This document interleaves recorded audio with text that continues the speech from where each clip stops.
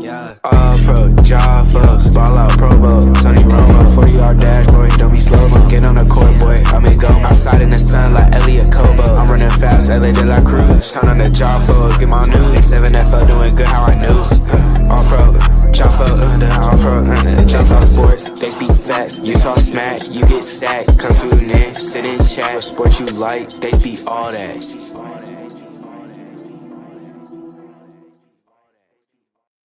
Hey, yo, ladies and gentlemen, welcome another episode of the All-Pro JAFFos, bringing you the highly elevated sports talk for the highly elevated sports fan. I am your host, JP. Alongside me, as always, the greatest DJ on the planet and CEO of Matchsticks Entertainment, Mr. DJ Matchsticks. What's up? And with us, the prodigy, Mr. going DJ on? Wizzle. Everybody, I hope everyone had a great weekend. We know it was a big football weekend with the playoffs and or the college football playoffs. Both college football and the NFL playoffs. A lot of stuff coaching wise is going around. A lot of rumors and stuff are going around. So there's quite a bit to talk about. First things first, I gotta ask the Cowboy fan. Bye, McCarthy. You see my three. Bye. Bye. Ain't long overdue. A year too late. 3 years too late. But the rumor of Primetime being the next head coach of the Dallas Cowboys has been sparking up a whole lot of debate amongst everybody, or at least in the realms and stuff that I've seen it in. But there's also something going around saying that if this is a big if the Cowboys go ahead and sign Primetime as the next head coach, there is a decent possibility Bye, Dak. Dak is gone too. Bye. He's going to get possibly traded, and some are saying that it would be worth, at least for the Titans, to give up the number one overall pick or the number one overall pick, a 4th rounder, and a 6th rounder for Dak Prescott. Now, my question becomes, is Dak Prescott worth the number one overall pick? Hell no. There you go. From the Cowboys fan himself. I don't know. Hell no. Hell to the no now. But I mean, obviously, that whole thing going around right now is now, if that does happen, it's almost a guarantee that Shador would be the next quarterback for the Dallas Cowboys. I think wherever his dad going to NFL, that's where he's going to be. So, I do, there's a strong possibility that he end up in Dallas. Might be a good fit, though, for Dion and for Shador. Maybe. But what I was just reading is like Jerry Jones, he the only one that's involved in this coaching decision. He ain't like nobody else involved, so he's the one making this decision, which is probably a bad thing. I was gonna say, but I mean, if you gonna get somebody like Dion, like you can't. I mean, it ain't a bad thing. And that's the thing that some people were talking about. Going, is Dion gonna basically essentially give up power? Because that's what you're gonna have to do, especially with Jerry Jones as your owner. Yeah. He is going to be in everything that you do, every decision that you make, and he's got the final say in all of it. So how much is Prime willing to essentially give up. But I don't know. Maybe with Prime, like he dealing with somebody that's just as strong-headed as Jerry, so they might it might be good for him. Or it might be hell and chaos on earth. It's one of the two. Because it could either be a match made in heaven, or we're going to be seeing arguments every goddamn day. Yeah. Because Prime is going to be like, let me do my thing. You want to win Super Bowls, let me do my thing. Yeah. And Jerry Jones is going to be knocked out. Yeah. We don't win Super Bowls here. This is not what we do. We are an entertainment only organization. We're here to appease the masses when it comes to their bullshit. And that's it. Because look, if Jimmy Johnson, after winning Super Bowls for him, couldn't, stay with the team, I don't think Dion will like, he may win a Super Bowl. He could. It's possible. Is he a better coach than McCarthy? Probably. I would say there's a lot of people better than McCarthy right now. Did y'all see Dion already said he wanted to stay in Boulder? I've never believed that once. He can go ahead and say that as much as he wants. He still had the conversation. He still had, a full-on conversation with Jerry Jones about being the next head coach for the Cowboys. And he said he kind of said the same thing, when he left Jackson State. We're gonna make HBCUs. We're gonna do all of this stuff. We're gonna do Jackson. And 2 years he was gone. He says, "Oh, I can't coach grown men. I can't do." I'm like, well, technically you are. The NIL is the same goddamn thing as free agency. So you've had some practice. You have to pay players to be a part of your team, and if you get outbid, you get outbid. That's the same thing as the professionals. And the college players are starting to act like the professionals anyway. The entitlement, the sitting out games, the doing all this other that's just, he might as well go to the next level. Like, I don't believe one bit that he would pass up on an NFL head coaching job to stay in Boulder, Colorado. Like, it just, nothing about that. I just don't believe him. I don't believe Prime one bit that he wouldn't take a head coaching job, especially if that meant he gets to coach his son in the NFL. Again, the movie's being written as we speak. The script, they're trying to figure out who's going to play who. Some people are like, Denzel might be a head football coach in a movie again, playing Dion. It's like there's a whole lot of things going on that, again, later on down the road, we're going to look at it, and that's going to be the story. Prime went and coached his sons throughout essentially Pop Warner, high school, college, and now the pros. Mm-hmm. I don't think anybody is going to be able to say that. And I don't know if anybody's going to be able to replicate that. So it's all, it's storybook shit, and it's a shit ton of money. If he goes to the Dallas Cowboys, the most expensive franchise, you think he's gonna pass that up? All the money, the endorsements, all that. You think all of that? Nope. He's gonna pass that up to stay in Boulder, Colorado? Nah, no way, shape, in hell.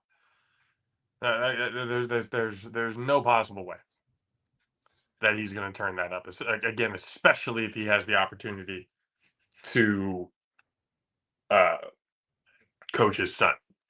Now, Mizzle asked me the other day, is he the type of coach that would basically be able to have it in him to cut his son if he has to. And when I say his son, I'm not talking about Shador. We're talking about Shiloh's bum ass. Because I mean, Dion already essentially, lives in Texas too. huh? So Dion already lived in Texas. He already lives in Texas. Which again tells me, like, he doesn't even live full time in Boulder, Colorado. That tells you everything you need to know already. He's already in Texas. It's not even going to be that big of a move.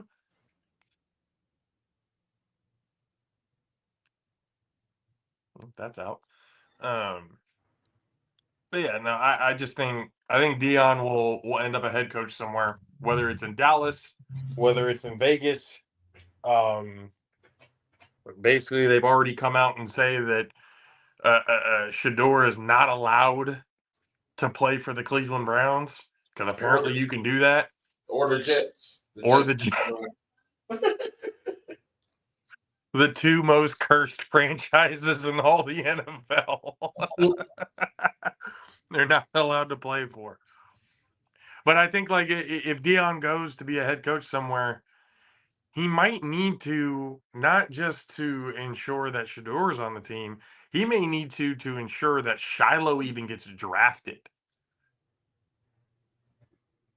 I am not the only one who thinks that Shiloh is going to be an undrafted free agent. He is not that good of a safety. To be completely honest, had it not been for Dion, he probably wouldn't have had to look anywhere else. I'm going to be completely honest. Had it not been for primetime, Shiloh would not be wearing a D1 uniform. So if Dion goes to Dallas and gets the #1 pick, does he pick up Shador first, or does he get Hunter first? And he gets Shador. He gets his son.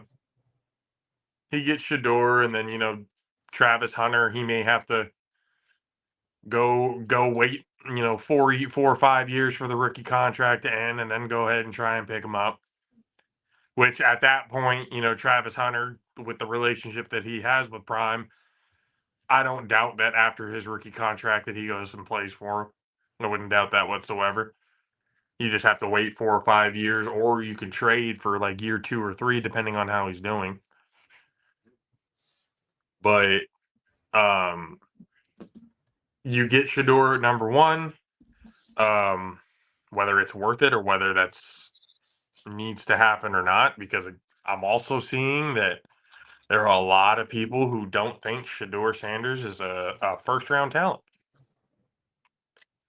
And I don't necessarily know if I agree with that, but I kind of agree with it because who else do we have to compare him to in this draft class?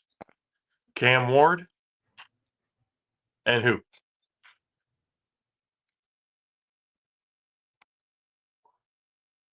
Yeah, we can leave the silence. We can think. We can do that. Who else is we?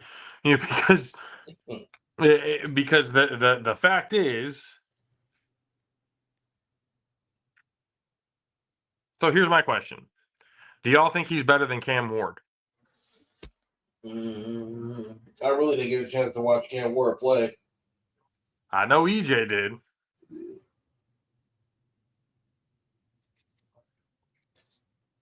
What do you think, EJ?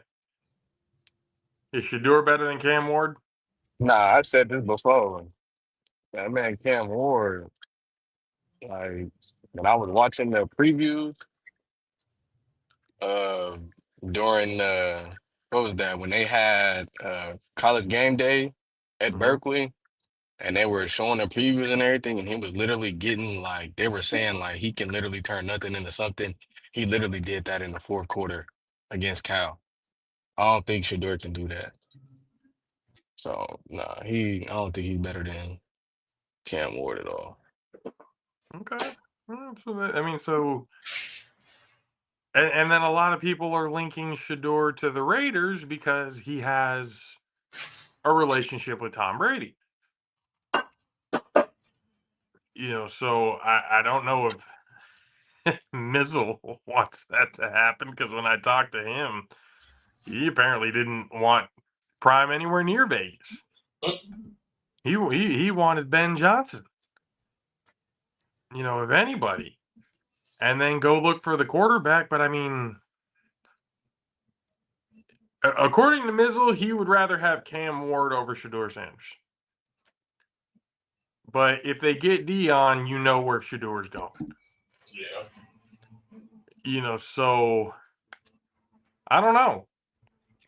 That's going to be a really interesting, a very interesting thing to keep up with, because I'm actually kind of excited to see what happens. To be completely honest, you guys are also watching here on Jaffos TV. Once again, appreciate you guys for hanging out with us on this Tuesday evening. Myself, JP, DJ Mastix, EJ the Prodigy, sitting here talking about where Dion could go. If you have any ideas, go ahead and throw it in the comment section. Let us know where you think Primetime will go, where it could be a good fit. And just know, wherever Primetime goes, that's where his bullets go. To be honest, I don't think he's not leaving Boulder for at least maybe 2-3 years, depending on the new recruits that he just got, depending on how long they got, how long they're gonna be there. Because he did just get a top recruit quarterback. I want to say he got some new linemen and then some transfers too. Tight end too, yeah, one of the top recruits right here. Yeah, Okay. so what about that? Hopefully he can be committed there, with them. EJ, let me ask you a question. How many times have we seen, your lifetime, my lifetime, anybody, all of our lifetimes essentially, how many times have we seen coaches make all these promises, all these deals, and all these, things to these players, big time recruits, all that, they recruit, they commit, they get there, coach is gone.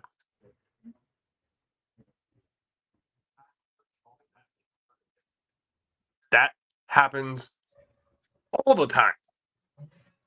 The only reason why they recruit and everything is just in case. So Dion has these recruits. He's got a 4 or 5 star quarterback that he just got out of Carrollton. And then he's, the offense with the line, with the tight end, he's preparing for just in case he doesn't get the NFL job. Whether the deal isn't, good enough for him to move or whatever it is. Maybe Boulder goes ahead and matches the salary or something. I have no idea. But another name being linked to Dallas too is Genty. He said that was from him. Said he wants to go play there because he used to play at the all his games was at the practice field or whatever. So yeah, if Ashton Genty goes to the Dallas Cowboys, I'm gonna have a fit. I mean, it's possible. I know it's possible. That's why I'm not happy about it. Could they get a new coach and rebuild and make a run all in the same year? I mean, if you think about it, Dallas only missing a couple pieces, really. Like, you get a decent quarterback. Their defense is pretty decent. If we get a decent quarterback, the offense is decent. If you get a decent quarterback, you get a quarterback and a running back, and one more, probably another like key or two to the defense, and you good. Can anyone see where Dallas is at in the draft order right now?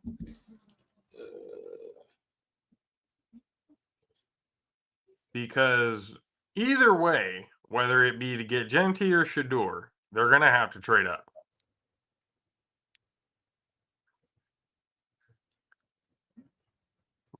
It's going to go one way or the other.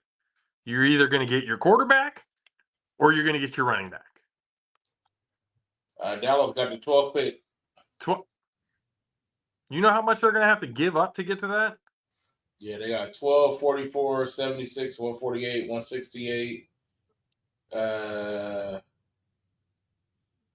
The 168, the 170, 171 are all what is it? And Compensatory be bids. real though. Be absolutely real.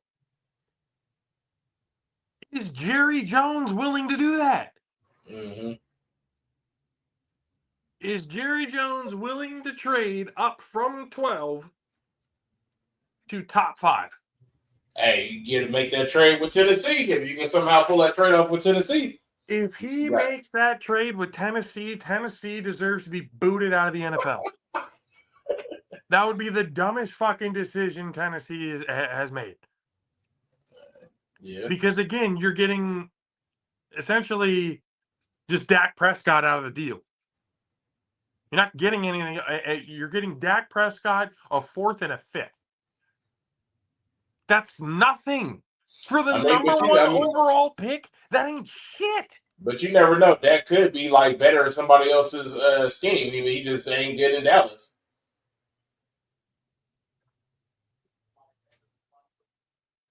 McCarthy sucks. McCarthy sucks. That goes without saying. For the past 5 years, he didn't have a weak ass head coach. So, I mean, but do you honestly believe that he's going to have a better situation out in Tennessee? Who's Tennessee head coach? Fuck, nobody right now. I don't think. Yeah, see, you just never know. Yeah, the whole NFL up in the air right now. Next year. Kind of. You know, but I look at it and go like, I don't think Dak would succeed in Tennessee. I don't think. Okay, where could Dak fit? Other than Dallas, obviously we know he's not fitting in Dallas. You know, things aren't working out there. That they're probably going to be moving on from Dak pretty goddamn soon. They're going to take that contract off the books, and they're really going to start to build the team. So where does Dak go? Where can he be effective? And I don't know if Tennessee is it. I don't know if we can't do New England because they just got their rookie quarterback. They have Drake May and they have Joe Milton, which I think they're going to get rid of Joe Milton, and I think Joe Milton's better than Drake May. Hey, the Jets is an option because they ain't got no quarterback. You know, Aaron Rodgers is going to be done. Whether he's going to be good there or not, you know he's not going to be good there. I'd be pissed off if he left one team just to go to my other team. I was going to say that'd be the worst for you. I'd be hot. That would be terrible. Oh man, no, that would be funny. Yeah, but who else need a quarterback though? You got to think about it. Who else is in line for a quarterback? Yeah. I mean, the Ravens, they sticking with O'Connell like that? No. Are they? No, I don't think so. I would hope not for their sake. From the Mizzle and Dub Show, ladies and gentlemen. He's at work popping the head in real quick. What up, Mizzle? What's up, fellas? What's up? Oh, you know, get a chance to sit on my posterior for a little bit and play boss. Here we go. Oh, yeah. That's always fun. So I might, if this phone rings, I might jump in and out. Then if I got a dip, I'll just disappear. All good.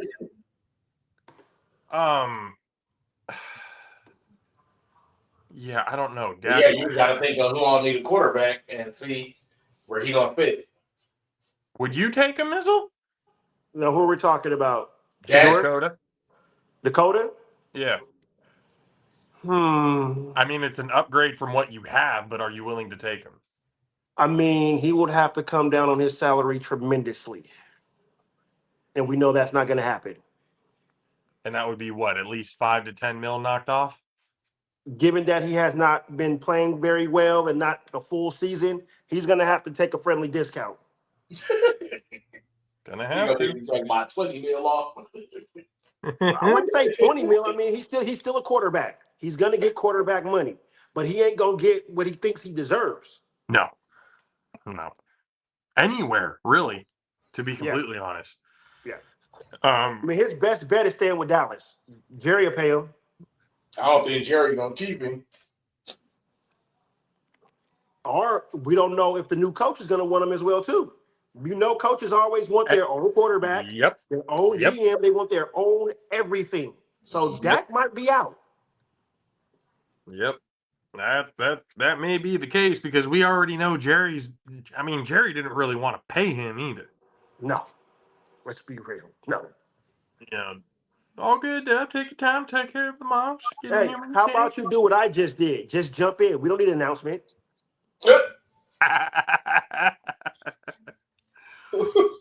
But I mean, shit. Where could he go? Where like honestly, where could he go? If he goes to the Jets, Anywhere. Matt Six is going to be pissed. I mean, the Jets are going to need a quarterback. What about the Let's see. Giants? Who- They need a quarterback. No, unless they're but gonna, no way, unless they're no going to way they draft. trade him within the division though. No, hell no. No. So you got to think AFC then. And really, the only one, you got Tennessee, you got the Jets, you got Raiders, and who else? You got the Browns. They seem like they stick on with Deshaun. Well, he's going to be hurt all next year. Can't believe this. Yeah, He just ruptured his Achilles. Yeah. I mean, not like we give a shit about that fucking creeper, but I mean, nonetheless. None the fucking less. Like that I mean, if that is not an indication of the Cleveland Browns franchise being as cursed as they are, I don't know what is. They signed this guy thinking that he was going to be the biggest thing. Signed him to a huge contract that busted Gave up open the farm too for him too. Gave up the farm. Exactly. They busted open the QB market because of that. Yep.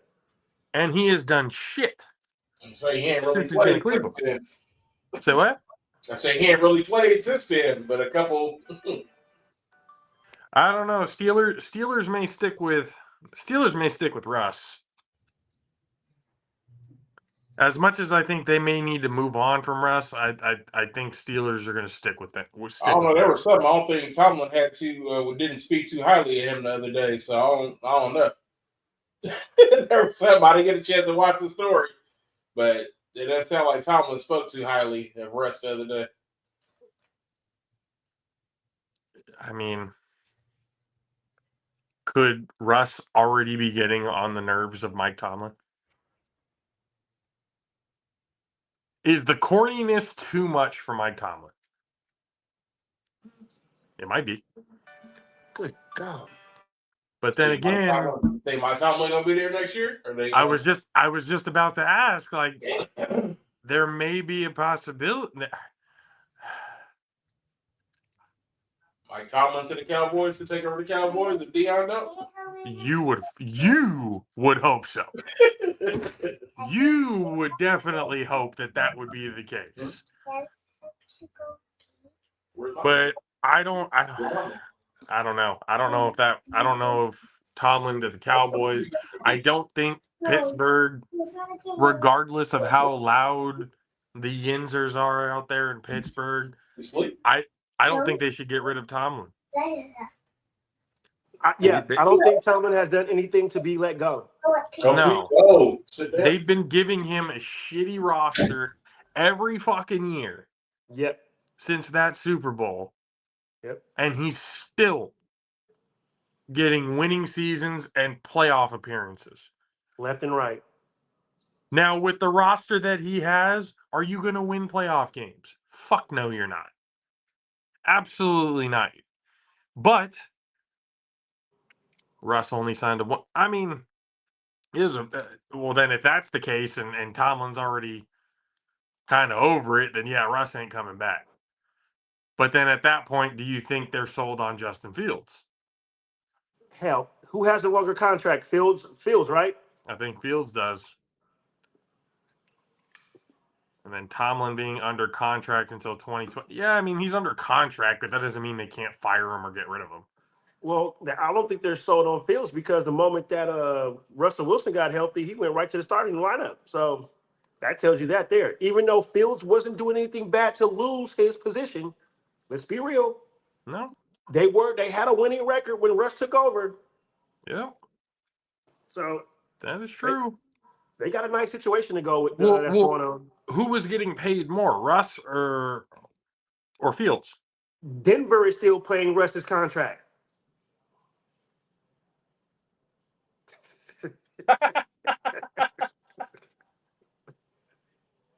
Are they really? They're still paying a good portion of his contract. Now, the Steelers are giving him money. I mean, he's not over there for free, but a good 90% of that contract, Denver is still paying for. That is disrespectful. They are paying you to play for somebody else. Damn. That's super disrespectful. Okay, well, I mean, but even then, whatever the Steelers are paying Russ, is that still more than what they're paying Fields? Because if that's Isn't Fields still on his rookie deal, right? no, he's outside of his rookie deal. That's why the Bears got rid of him. They traded him though, right? With his rookie deal, I believe. Or it was up. His option was up, and they got rid of him. Yeah, I think that's what it was. I think It his hasn't option been was 4 up. years since he's been in the league. Yeah, it has. For real? Yeah. Are you serious? I would. Yeah, he's already been in the league that long, bro. Let's see. Bro, it's been that long. Yeah, I think this year with Pittsburgh was year 5. The Broncos still owe Russ $37.79 million. 37.7. Damn. Yep. Remaining on the bill. Yep. Hey, Masters, can you check out if Justin Fields' contract, if he's still on his rookie? Yeah. I don't think he is. I'm pretty sure he's not. I think this was his option year, and that's why they got rid of him. Yeah. If not, maybe a year left. This is year 5. I'm pretty sure this is year 5. Yeah. So then Pittsburgh did not pick up the 5th-year option. He's in his final year of the contract. So he's $3.2 million cap in 2024. Final year of his rookie contract. Yep. Okay. Yep. So, I mean, so he can just walk. That already tells you right there why they chose to go with Russ. Mm-hmm. You're not gonna not start somebody you're paying more than the others. You're not gonna have an expensive backup. Fuck that shit. Whoever we're paying more is the one who's getting in. Whether one is playing better or not, just put it up here. Russ went 6 for 6. Fields went 4 and 2. He ain't getting paid shit. $4.7 million annual is his contract. Yeah, he's getting paid absolutely nothing right now. So yeah, you're gonna put Russ in. His base but who has the better record? Who has the better record? 100% Fields has the better record. 100% Fields has the better record. But we know how NFL teams roll. Well, whoever's getting paid more is gonna get back in. Now, if the salary between the backup and the starter is relatively the same, like it's close, it's only like a couple million off or something like that, then yeah, you can maybe have that conversation of who goes in, who deserves to be in, whatever it may be. But then if that's not the case, if you have at least $5 to $10 million gap, it doesn't matter how shitty the quarterback correct has been playing. They're going to put him in because they paid him for it. They're paying him a shit ton of money for him to get on the field. Now, they're not going to pay that much money to a backup. Nobody's going to do that. Nobody in their right mind is going to do that. Correct. So whether it makes sense to us or not, money-wise, that's just what they had to do. And looking at Dak's contract, I don't know if the Cowboys will get rid of him because $231 of that is guaranteed. And that means if they get rid of him, it's the same thing with Russell Wilson's situation. Dallas will be paying that contract to wherever he goes. Oh, wow. Yeah, because it was a 4-year extension. Unless the team that they're trading with is willing to take the contract. And that's not going to happen. It depends on where he goes and how desperate, no? I mean, honestly, like you really got to look at it like, how desperate does a team need to be to do that? Oh, I don't disagree with that statement. You think Carolina's desperate right now?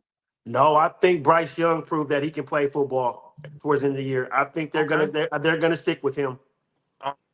Let's see who can we deem as a Tennessee might do it. I mean, do they trust Mayo Boy? Do they trust Mayo Boy? Let's be hell real. no, hell no. But Tennessee can't afford that. Tennessee If can't there's a afford that will, contract. there's a way. I mean, they're going to get rid of half their team. They don't even have a team. That is fair. That is a very fair point, sir. That is an extremely fair point. Fuck it. Give up the farm. We don't have much of a farm anyway. Fuck. That absolutely makes sense. Yeah, but they're not sticking with Mayo Boy much longer. No, I don't think so either. That project has been run its course. If you could even call it a fucking project. They made the mistake. They knew they made the mistake once that man said he put mayo in coffee. They like, shit. They knew that before draft day. And they still drafted him. They still drafted his ass. Yep. They saw him go full Bo from draft day. They watched him drop all the way out of the first because everyone was like, oh, Will Levis, because that fucking quarterback class was talking about dog shit. Holy crap. You know, Will Levis's class was like, good God. Tony Pollard is the team. Yeah. I know. And Tony Pollard may be part of that deal to go home. I don't think he wants to go back to Dallas. I mean, if they're going to pay him. Nah, Dallas need to get rid of that. Go pick up Genty. And then, are you guys gonna roll with Cooper Rush? Oh my God! I think they need to go get Dion and his son. And then you're not going to be able to do both. You are not going to be able to get both Shador and Genty. Wait. Dallas can't do both, but my fucking Raiders can. Quit that shit, JP. What do you mean? You said that Shador and Dion was gonna end up in Vegas, but Dallas can't do it. No. I'm not saying. I'm talking about Genty. No. I'm talking about getting Shador and Genty at the same time. My bad. I mean, you get Genty, I keep Dak and just let Genty run all fucking game, and Dak can just stand there and just hand him the ball off and do cool. Dak can do what he did when Zeke was at his prime. Just hand the ball off and everything. Yeah. That's why Dak was any good, because the play action was there. The run game was good. I mean, they did that. They didn't get no rings though. Huh? Said they did that and still ain't got no rings. Oh, and they never will. Not as long as Jerry Jones is the owner of the Dallas Cowboys. That's just cold hard facts of it all. But with, I think Jerry gonna pass away at 25. He old. He getting old. Damn. I think we gonna see it this year. Some kind of way Jerry got to go. I think it's gonna be this year. He's how old? Like 90, 92? But if he goes, it goes right to his son. So what? You're not dropping off on anything. Yeah. Well, is his son? What do we know about his son? Is his son any smarter? Jerry, 82. I think he might can run the business operations a little bit better than Jerry has. I mean, you think he might delegate a little bit more? He's been taking care of the contracts and stuff. Oh yeah, look how good that's been going on for him. If Jerry Jones' son was part of it, than what my owner is. I mean, your owner at least has some, decent legacy and stuff behind his name. This is true. This is very, very, very true. Mark, I mean, goddamn. I think it's the hair. It's got to be the hair. He's got to change that shit up. He's got to change that shit up somehow, some way. That Cabbage Patch Chucky doll haircut is not going to fucking work. Not going to work. Stephen Jones is 60. Dear God. From 82 to 60. But that's what I'm wondering though. Is Stephen Jones, would he be better at delegating? Or would he be just like his dad? A part of me That's the thinks he would be question. just like his dad because I feel like Jerry would be the type of person that he needs to put that type of shit in his will. You will not lose control of this team. You will not delegate. If you do, it goes to your sister or it goes to your other brother or it goes to like whoever else. Like it is required in the will for him to have to do what Jerry Jones did. That's undermining them, though. That's crazy. You I can't be, mean, you can't be undermining me from the grave. Jerry Quinn, the devil does what the devil does, sir. Jerry's world. Yeah, exactly. You know. Oh, I wholeheartedly think he would do something like that, but I'm like, that's cold work if he does. You're right, and that'll explain everything. If Because it we know already he's the hasn't been judge, jury, explained. and the bailiff. Yep, 100%, and the executioner. He's been executing his team for the past 20 years. But it's like with Jerry, it's Robert Kraft's kind of the same thing. He's starting to like getting into his own way now. It's like with Robert Kraft, as soon as Brady went, he completely forgot what to do. Some J.R. Ewing's type stuff. Oh, yikes. But I don't know. The whole coaching carousel, we'll see how it goes. I mean, everybody wants Ben Johnson at this point. But it's a matter of who's going to get him and what's going to happen after that. I mean, the draft-wise, again, I don't know. Okay. Does everybody here universally agree or disagree that Shedeur Sanders is a first-round quarterback? If anything, late round, not top 10. I mean, if we just going off just quarterbacks, I mean, in this class, I would say yeah, he probably top two quarterback. Not gonna lie, because I don't really think it's that many good quarterbacks in this draft class. Nope. I don't think so either. Other than Cam Ward, but then again, Cam Ward definitely lost some brownie points with me after that stunt that he pulled in the bowl game. And I know everybody's gonna be like, "Oh, it didn't mean nothing. It didn't mean nothing." Nah, fuck that shit. You started the game. You fucking finished the game. You don't just get to just walk out just because you broke your record. Fuck off with that shit. Wait. What happened? Yeah, he sat once he broke the school record. I think it was for passing or passing touchdowns, whatever it was. He He sat. sat the rest of the game. He sat the rest of the game, and then they were down by 1. I think they were at the goal line. They asked him to go back in, to try and win the game. He said no. He stayed on the sideline. He told him no. He said, "Fuck you." Not literally, but that's basically what I mean. That's how I translate it. Man, bro, I would make him go late round just for that, bro. Like, that's crazy. These kids nowadays, boy, they entitled too much, man. Like to me, It's I tough. was all on the Cam Ward train. I really was. But then as soon as that happened, I'm like, Yeah, nah, hearing that, make him late round, bro. Undrafted. undrafted. Damn. Cook that boy's dreams, man. So let him be the example, bro. That is wild. It would have been one thing if he not played at all.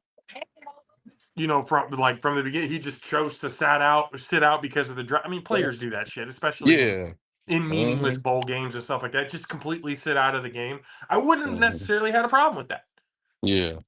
But the fact that you started the game,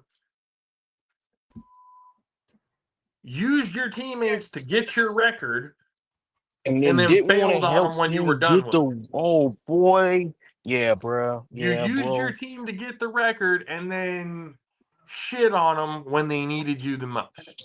Boy, I tell you this much, boy. Ooh. Yeah, bro. Clip him, bro. Just clip him. Just clip him, bro. Undrafted. Boy, he gets the most dirtiest contract ever, bruh. If I was I his team, mean, if I was his college, you feel me, homies, I'd block his number and everything, bruh. Just used and abused me, bro. Like, that's yep, crazy, bruh. yep. Because you know how many That's dudes is out there playing, starting, not going yep. to the NFL? Boy, Might be their last game ever putting on football pads. and you chose to Yep, screw us. yep. I hope he never makes it in the league, bro. I'm just looking at it going like, bro, you can't, bro. You were a no-star recruit, okay? Like your story coming up from this whole thing was something that was admirable. You were backing up my whole fucking point of stars don't mean shit. Star ratings don't mean a goddamn thing. And then the ego gets in the way. That ego, bro. Like That is crazy. that stuff is that doesn't look good to me. I don't care what type of game it is. If you start, get what you want, and then walk away and just stand on the sidelines and just He should have just completely not played the ignore me game. when I tell you to go back in, And I think they win the game if he goes in. 100%. I really think that he You wins know the the game. He you know puts the them in a position boosters at least. pissed off right now. The boosters are hot. The boosters are Basically, heated. stole NIL money at that point. At that point, yeah, he just robbed them See, legally. that's the problem right there. It's that NIL money. Yep. That's it right there. I don't want to play. I mean, of I course, got we've my had this money. happen. We've had this happen multiple times to where players have come out and said, I'm saving myself for the NFL, and they Yeah. didn't play. Don't go Yeah. play and then decide you want to sit out the second half. It's ridiculous. Yeah. That didn't that left a bad taste in my mouth. And I know if I was a A lot of an fans. NFL GM, and I know people are gonna look at it and go, well, then your team would never win. No, I don't ever want fucking cancers in my goddamn locker room. You put cancers in the locker room, you're never gonna fucking win. I don't give a shit how good you are. I don't give a shit your talent. I don't give a shit how big you are, how far you can throw a ball, how accurate, whatever. If you are a cancer to the team, I do not want you on my fucking team.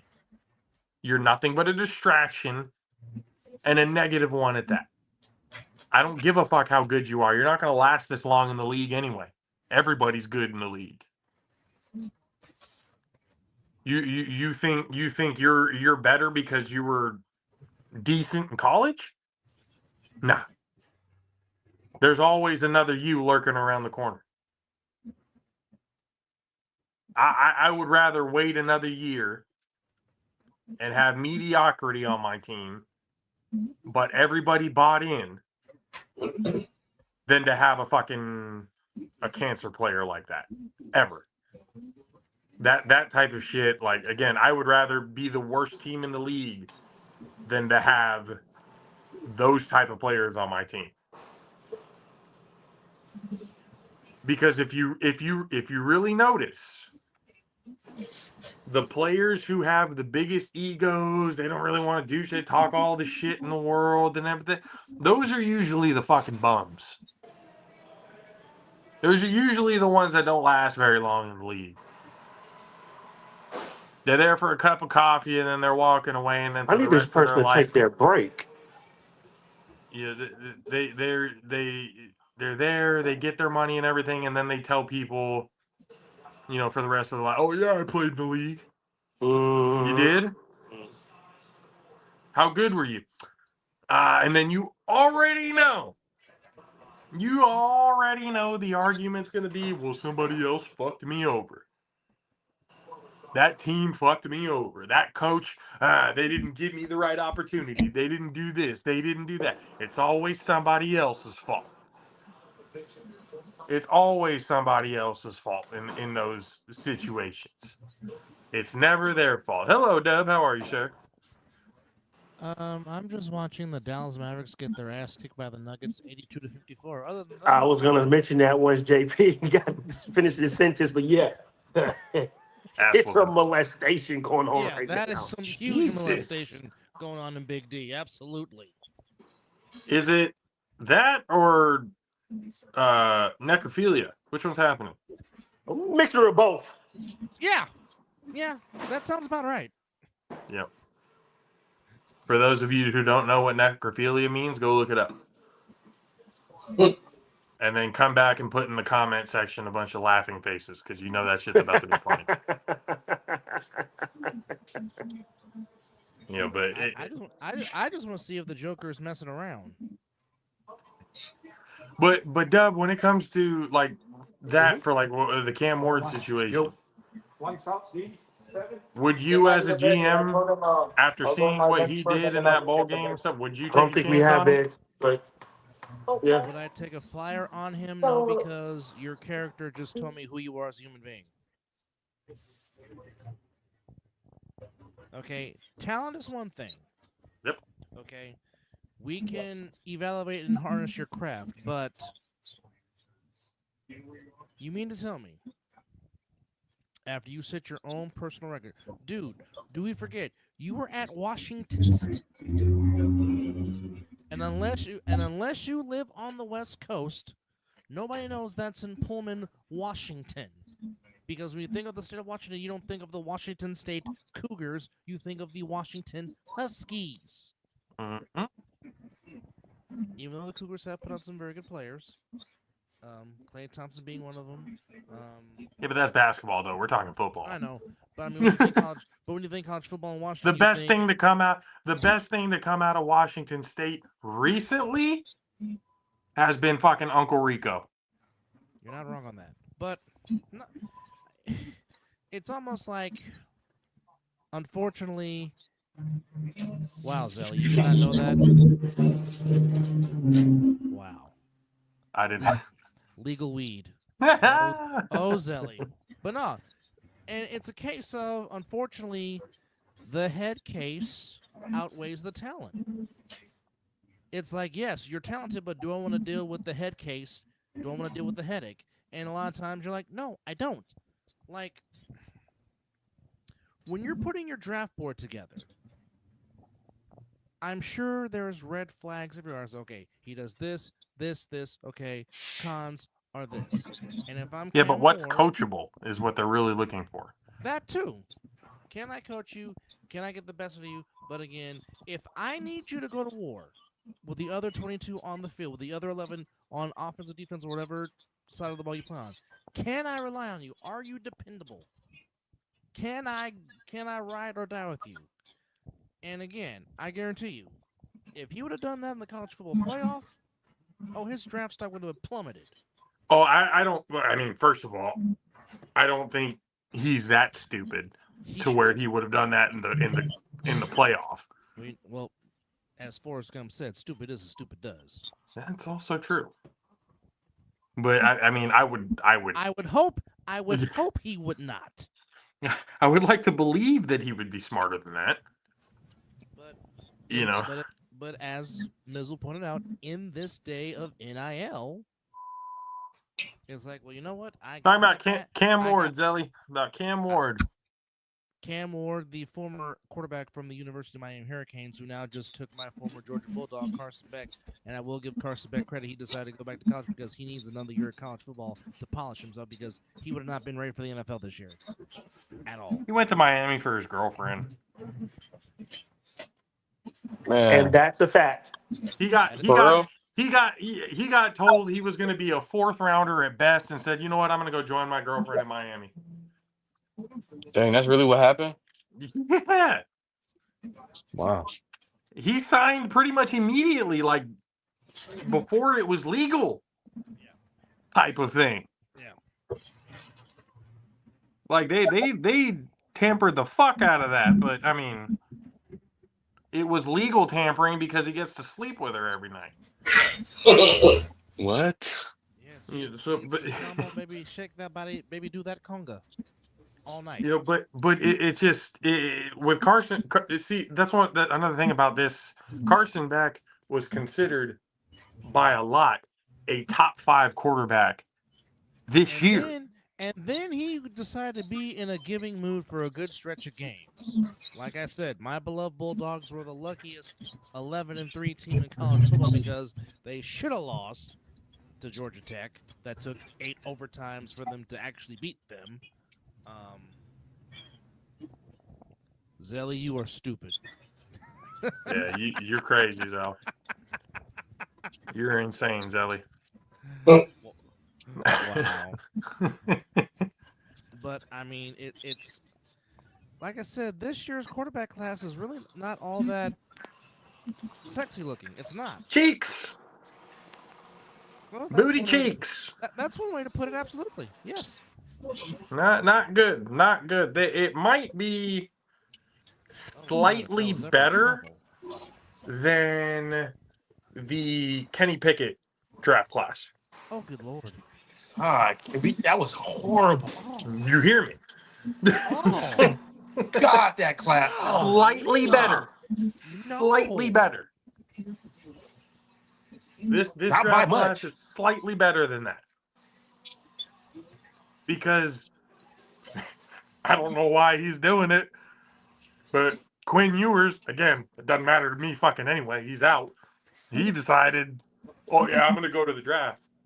All right. I don't know who the fuck's going to draft you in the first 3 rounds with your bum ass. You're probably going to be a 5th rounder at best. Right to Tennessee. You should have taken that NIL deal, or you should have taken that deal from whatever Big Ten team, whether it was Oregon or whoever the fuck else it was. Matter of fact, you bitch, go back to Ohio State where you gave up the football. Motherfucker, I know that was an inside job. You think I don't know you? You chose them first, you son of a bitch. I know. That little conversation with Sawyer at the end. Oh, yeah, you like how I made that fumble whenever you got that touchdown, my old fucking roommate. Fuck you, Quinn. Get the fuck out of here. You want to know The how inside bad, job, bitch. You want to know how bad the 2022 draft class was for quarterbacks? Here's the list. Malik Willis, who was drafted by the Titans, now is in Green Bay from Liberty. Kenny Pickett, still in the state of Pennsylvania, but now wears green. Sam Howell from North Carolina, drafted by the Commanders, now in Seattle. Desmond Ridder from Cincinnati, drafted by the Falcons, and now more likely is free agent because he was in Las Vegas. Yeah, he's gone. Matt Corral, drafted by the Panthers. Don't know where he is. He's selling, Bailey he's Zappi. selling cars somewhere. Drafted by the Patriots, now in Cleveland. Wait, who? Bailey Zappi. Zappi. Oh, my God. He might have been the best one out of that whole class. I mean, well, he did have a few games in New England. That's what I'm saying. Like, he had a couple of good ones there. I'm like, okay, Zappy, there you go. Skylar I didn't even know he was part of that class. Fuck. Skylar Thompson. Speaking about Vegas, y'all think Ruggs is eligible for parole next year? You think He the can't NFL come lets him back back to the in? organization. I mean, well, he can't come back to my organization. Mark Yeah. Davis don't play that. The Davis family don't get around like that. Yeah, I was reading that yesterday. Yeah, so he's eligible for parole. So we'll see if he gets out, but if the NFL, lets him back in. Yeah, those You know what? initials, DV, domestic violence, I think not at all. I think they will. I think they'll He'll get a second reinstate him. chance. Yeah. He'll get a second He'll- chance. He'll 100% get a second chance because we know how the NFL deals with. Also, Brock This Purdy was type of part of shit. that 2022 draft class, the last quarterback taken. So the best quarterback off the draft is Brock Purdy. Correct. The best quarterback in that entire draft was Mr. Irrelevant. Love Correct. it. Go figure. Correct. Yeah. Go figure. Cool. Good to know. Good to fucking know. Well, yeah. hey, 22, that we lets can you know watch that your that. franchise has good eyes. Man, let's be real. Let's be real. Kyle Shanahan had no plans for Brock Purdy like this. Brock Purdy. Well, He no, did but the not- good thing, but the Brock good thing Purdy- is he handled it. He did. No, very well. Brock Purdy was a Brian Greasy draft pick, the quarterback coach. Yeah, Let's he keep would've- it 100. Good call. That's also That was true. all Brian Greasy. That's a good call. That's also very true. That is a all very Brian good Greasy. fact there. The good one. That was all Brian Greasy. And I think Brian Greasy made and as soon as we drafted him, I was like, oh, he's going to be better than Lance. Well, he's going to be better than Trey, like already, almost immediately.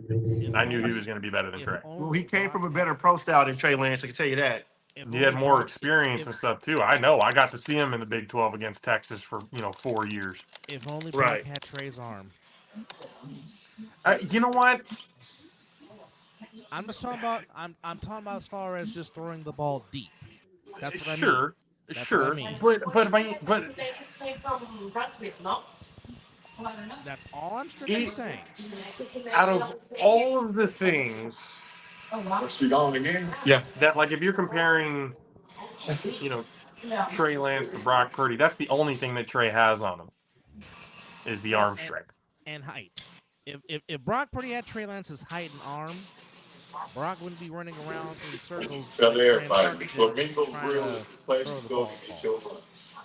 think other than that, I love Brock's IQ. I love his football smarts. I love his instinctiveness. Brock is only what 6'1" at best. I think maybe 6 feet and a half. But I want to say he's borderline 6'1", if that. That's not terrible. It's not great, but it's not terrible. He can still kind of see over the line. He's not like no fucking Russell Wilson or Kyler Murray type of thing. He is officially 6'1".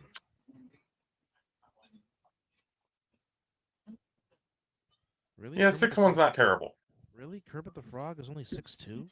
Yeah, I was about to say, like, Patrick Mahomes is not much bigger. Like, there's not...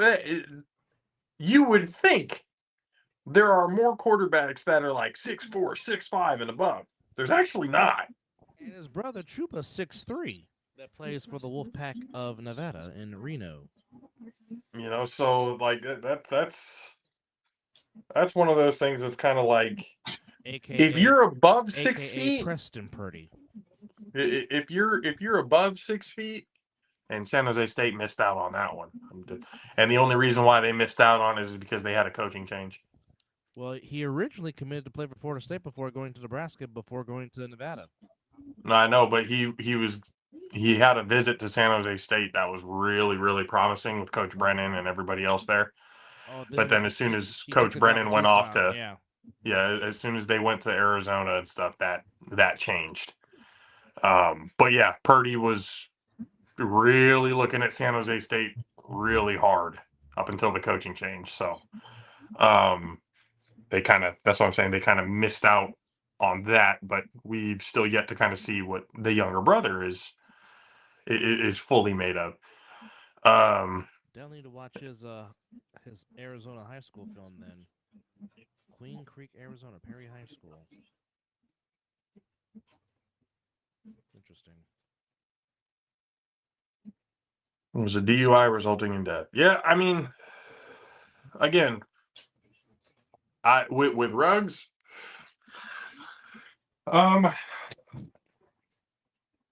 if I'm a team, I don't take him because you know exactly what's going to come of that. If you sign Henry Ruggs, you are going to get a lot of angry people outside your door. Mainly PETA. Yeah. Not even for the woman that passed, for the fucking dog. Exactly. You would have had.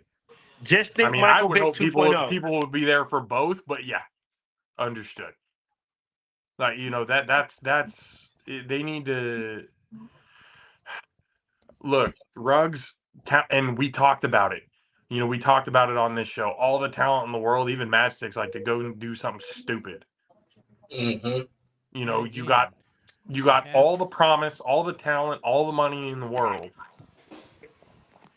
And you also had, at the time, you also had teammates who said they would have picked them up. Yeah. You are an NFL player. They will give you rides for free because you play for the NFL and represent the Shield. They don't want none of this in the media or nothing like that.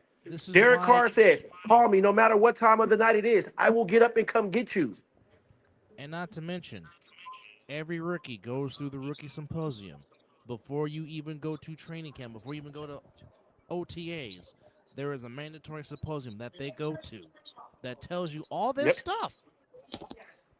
tells you everything you need to know of what to do, what not to do.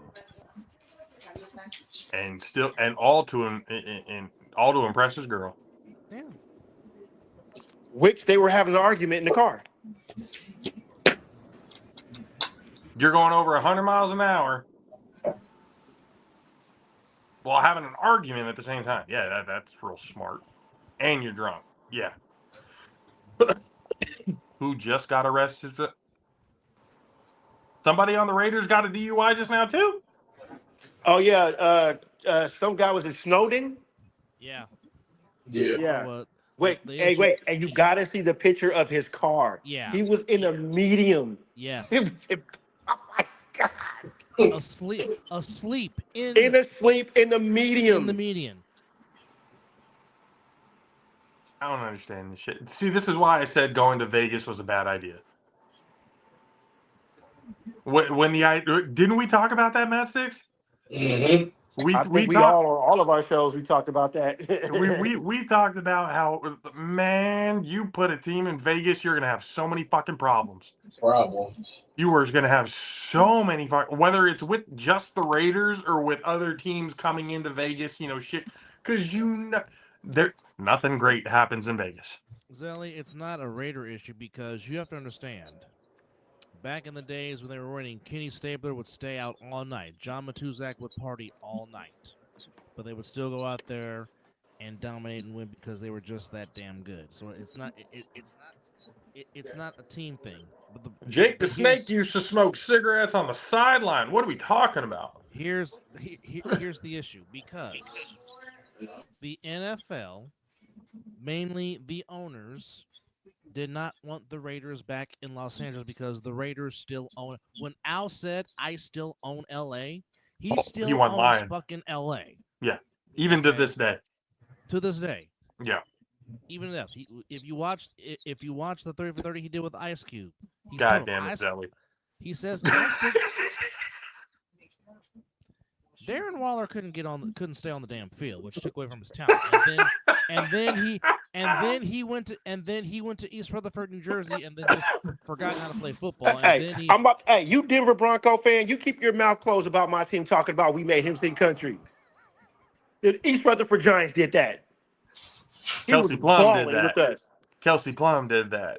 No, I think Kelsey Plum. Hey. My man made a breakup song after that. So yeah, he knew he messed up. Oh hell yeah! What? Because Kelsey Plum can get it. Yeah, it didn't make any sense. So can Asia Wilson with her tall, sexy ass. When I don't know, I always see it like this, like that, and we've always talked about it on this show. When we see people in big, high-profile, high-paying positions, and it's like, fuck, give that shit to me. Give that shit to us. How about that? How about give all that to watch what we do with it. Watch the good that we do with that shit. Instead of giving that to somebody who's just going to throw it all away, either gamble it all the way, drink it all the way, drug it all the way, like whatever it may be. But like, why? I've never understood how you can have a 3, 4, 5+ year career making multi-million dollars, contracts, incentives, endorsements, everything that comes with it, and you still end up broke after you leave. I don't understand it.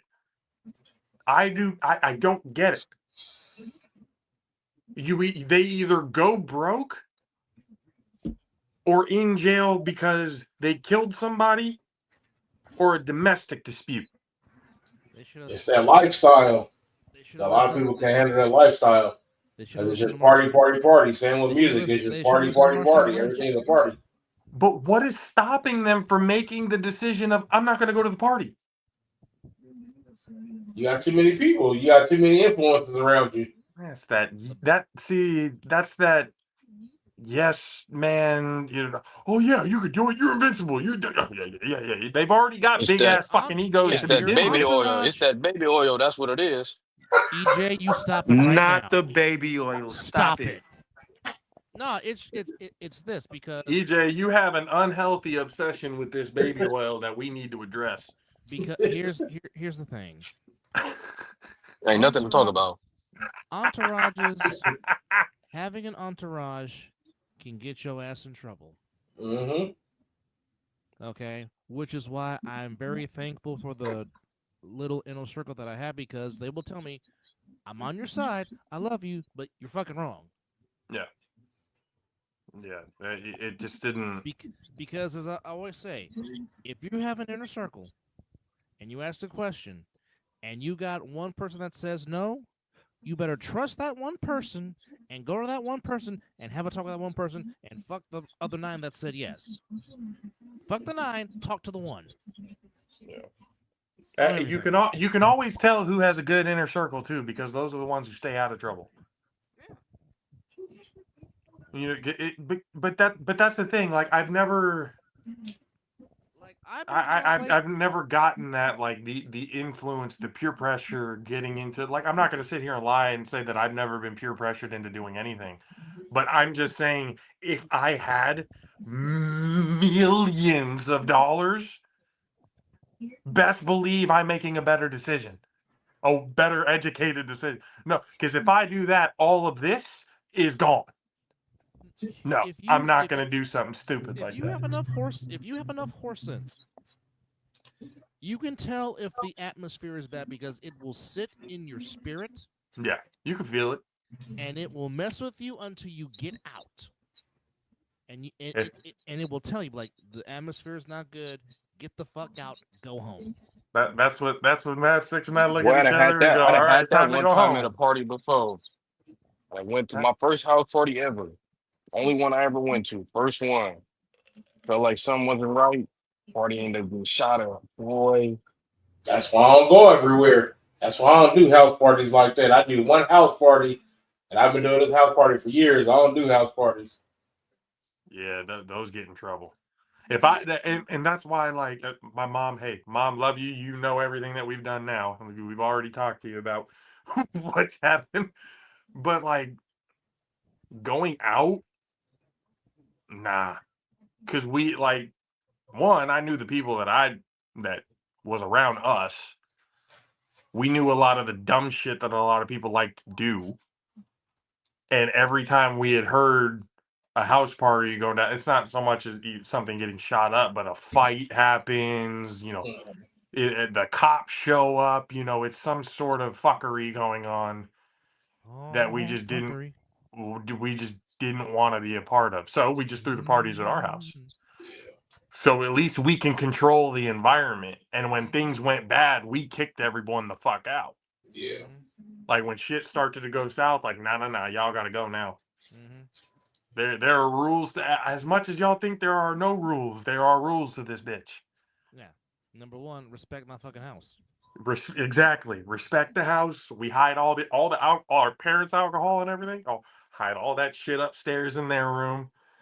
You know, we did all that. Made sure everything was clean, everything. But as soon as we found out that either a fight or hard drugs like cocaine, heroin, all that other kind of shit. She don't lie. If it wasn't weed or beer, cocaine. We out. Not doing it. No, yeah, we kick people out, you know, because of that. You know, so it's like and that's with not having millions of dollars and we're making these decisions. So, like, you imagine a football player, millions of dollars, and this happens for coaches and stuff like that too. We're not going to sit here and exempt everybody else. Urban you know, Meyer. People who make millions of dollars make stupid decisions to blow all that away. Urban Meyer. Hello. You know, so all that kind of shit happens every day. I just have a hard time understanding it. I just think, like, at that level, because you just got so many people around you, it's different. You know what I mean? It's like it's almost like you ain't even thinking of yourself at that point because you got so many people around you, like the entourage. You got, you know, any given entourage, you got 20, 30 people surrounded by you. Just I don't need all that. No. Yeah. No. And then then they have that pressure. Then they have that pressure of like if people are and you say no, everyone's like, now you're getting called a pussy. Now everybody's talking shit. I mean, it's like, so now you got hundreds of people now think you're an asshole because you didn't agree with what they wanted you to do. Yeah, so now you got to be the man. You got to be the man. Hey, I'll be the asshole. I don't care. I don't care about y'all like that because if I wasn't in this situation, neither one of y'all would give a fuck about me. That's why I go DJ. I take my ass home. I got kids to get home too. I ain't fucking around. Nope. That shit over. It's over. Yeah, that's the type of shit that's like, and most of it, a little bit of it, I think, and this is just my opinion. People can come and correct it, throw it in the comments or whatever. Matter of fact, Zelly, appreciate you for, keeping up with the conversation and everything like that in here. But when kids get told yes their entire life, it just gets handed to them. And then they get into high school and shit is still getting handed to them because like they're the best athlete in school. We need to give him everything he wants. And then you get into college now to where you are now a millionaire athlete. You are 18 years old, worth $1 million plus. And a lot of these kids grew up with nothing. You give somebody that grew up with nothing everything at the snap of a finger, that's a hard adjustment. You don't know what to do. I've been surviving my whole life. Now I don't have to worry about surviving. What do I do with it? And then you have all the, again, the yes people. And most of those yes people are only there because they want a little something off you. That's the worst part about it. Most of these dudes don't even realize that their entourage is just fucking mooching off of them. And a lot of times, just absolute leeches. And a lot of times, your entourage makes you guilty by association, and you don't even do a damn thing. Like you don't even have to be there, but because they know who you are, now your reputation is tarnished. Mike Dick. You weren't even there doing a damn thing. So you gotta know the people you're around. And I've heard celebrities and stuff like that. Sometimes you may have known them forever, but because I've known you forever and I know who you are, that's why I got to cut you off. God puts people in your life. Some of them, they stay in your life forever. Some of them are only meant to be there for certain chapters. But you got to be able to look at your entourage or look at the people that you're around. And if you were noticing that, nothing but negative shit happens when we're all together. Like when these group of individuals, like these toxic individuals are together, like nothing gets done and everything is chaos. So it's like, hey, I love you. We grew up together. I really do. Like, I do. But we can't hang out anymore. Like that, like you are going to get me into trouble. Can't hang anymore. Since we're on intervention hour, we got Mizzle and Dub here. They've been friends for, since high school, right? Yep. Since September the 2nd, 1997, going on 28 years. Wow. So how is it, with the people out there that do got them friends that sometimes can't take, that criticism or that correction? How is it, how are you guys able to, still able to be friends and correct each other and whatnot, still have that understanding? That's the strength of a good friend to keep you out of stuff like that. and just the fact that there's mutual respect between me and him. Well, Like, here's the thing, cuz look at my circle. My circle is not that big. Not at all. But the people I got in my circle really trust them. As you see, I don't consider myself, I don't have friends, I have family. Mm-hmm. If I don't feel that you're part of my family or this circle, guess what? You won't be around. We had a few people that came to game nights that thought they could fit in the circle, but guess what? Boom. Because the people around me didn't feel comfortable around them. So if my family circle ain't comfortable, you can't come around. Zelly, you are an absolute fool.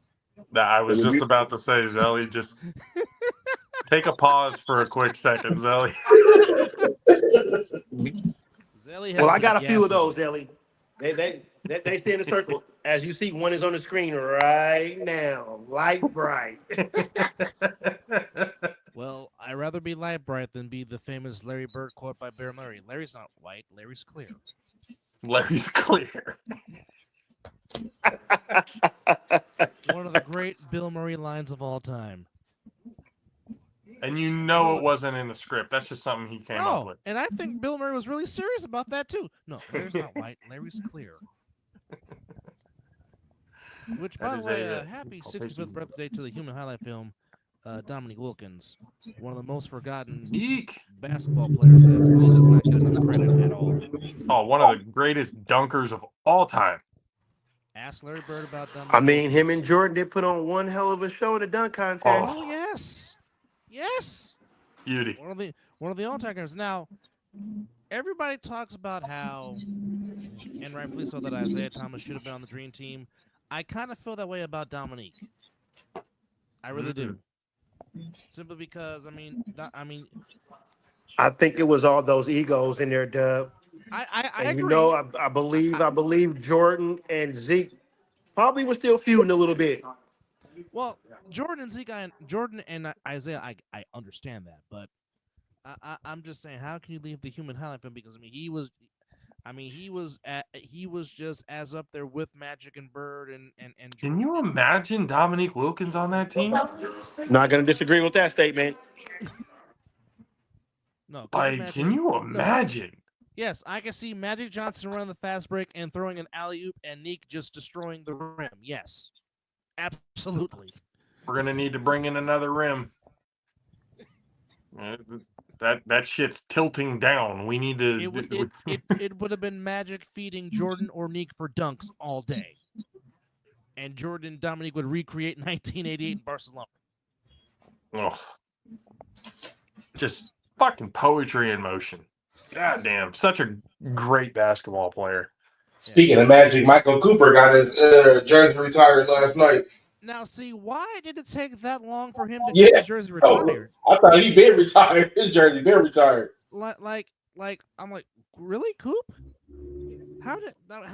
Now, again, I'm not gonna diss Shaq or Kobe because they're awfully deserving of getting the numbers retired. But how do they get theirs up there before Coop? Now, again, I understand what Shaq and Kobe did. I understand, but I mean, how is just now Michael Cooper getting retired? I'm still trying to understand why Byron Scott's number is not retired by the Lakers. Yeah. Yeah, you make a good point. I was thinking that too. I was looking like, this dude look heck of old. Why he just now getting his jersey retired? Yeah, I'm like, I'm just saying, Michael Cooper was Showtime's Draymond Green as far as defensive. He set the defense, and the rest come from motion. Damn, Derrick Rose got his that much earlier than...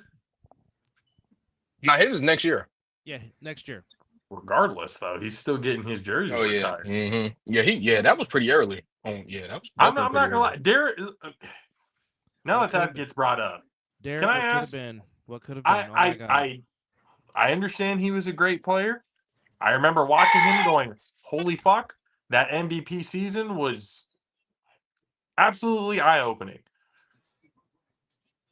But was he jersey retired good? For the Bulls, yes. That's a real good question. For the Bulls, yes. For the Bulls, yeah. Oh, okay. For the Bulls, yes. Okay. I don't know. Only How many years did he play with the Bulls? First off,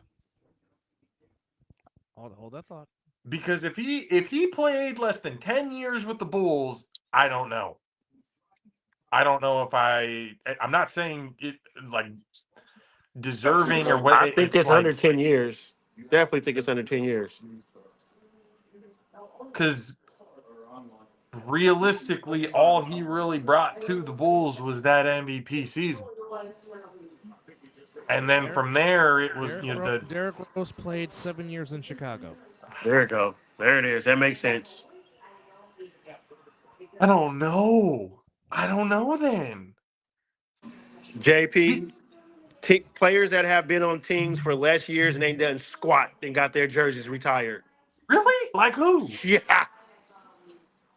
Yeah. I need to know who, because like again, he had that MVP season, but that warrants your jersey being retired. You get an MVP season with us, and then It could be the more to them retiring majority his jersey just for of your not career. the Okay. accolades. I think just because of what he brought to the Bulls. was a three-time I don't think you All-Star. have to have any kind of real They're taking stipulation to pity get your on jersey him. retired. He was Man, a they're taking three-time- pity on him. He was a 3-time All-Star, Rookie of the Year, MVP, All-Rookie, All-NBA. That's not enough. But most of that came when he was a Chicago Bull, and the That's not enough. Again, like Mizzle said, players that have played less got their jersey retired. I mean, hell, Terrell Davis didn't even crack 8,000 yards career, and he's in the Hall of Fame. I rest my case. That's true. That's true. But I mean, if it's got to be more than the accolades, then it has to be more They're of taking like. pity on him. No. I'm No, trying to I tell don't think you. it's pity. I don't think it's pity. No, you have to stand. That man did a lot in the community of Chicago. That man did a lot of charity in Chicago because he's from Chicago. He's a Chicago native son. Okay, I was about to say, like, he meant a lot to the community. I think that's a good portion of it too. If we're talking accolades, me personally, I don't know if I would do it just yet, and probably have to wait a little bit. Wait a little bit. Not saying he's not deserving, but right now. So, like, he obviously meant a whole hell of a lot to the team and the city. Absolutely. So then, all right, pass. You get a pass. Well, okay. You get a pass from me. Okay, I'll give you an example. Okay, hold on. Hold on. I got something for you. Hold on. Now, for example, Shaq has his number retired in Orlando. He only played 4 years for the Magic. Yes, he got the Magic to an NBA Finals, but he only played there for 4 years. And his number 32 hangs in the rafters in Orlando. Is that because of what he did? Or is that because of just the career as a whole? Basically, the team, whatever teams had Shaq for a long period of time, Hall of Fame career, they put his number in the rafters. Okay, his 4 years in Orlando, Shaq averaged 27, 12, and nearly 3 blocks a game, and almost 2.5 assists a game in Orlando in his 4 years. Not bad. Okay, damn near put up the same numbers his 8 seasons in the Lakers, 27, 11, 3 assists, 2.5 blocks. Shattering rims left and right. Yes. Like I remember, like that first 4 years, or I remember the talks when people were saying that there would have been a possibility that Shaq would have gotten linked up with Jordan in Chicago. Oh my God. That would have been nasty. That would have been nastier than Kobe and Shaq. Yeah. I think Jordan's assist numbers would be a lot higher than what they. Agreed. If that was the case. I'll say this: Scotty's numbers would have dipped. I don't know if Scotty would have left. He could have been mainly like defense. No, his numbers. I said his stats would have dipped. Yeah. Most. I'm sorry, I got this noise and other noise. Dramatically. But he'd have picked up on the defensive side of it though. Oh, absolutely. He would have been he would have been the defensive stopper, no question. But here's the question: do you think Scotty would have got upset with that? Fuck no, they're winning. JP. Okay, I hear you, JP, but a lot of players got egos, bro. JP. Ego. That's also true. JP. Scottie Pippen got pissed off and was in his feelings and sat on the fucking bench. The one full season that Jordan did not play in the conference semifinals against the Knicks, when Tony Kukoc hit that game-winning shot in Game 3 at Old Chicago Stadium, Pippen was on the bench. Scottie Pippen was on the freaking bench.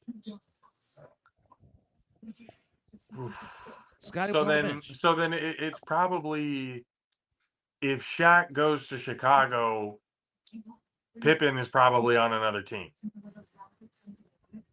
eventually. I don't doubt that.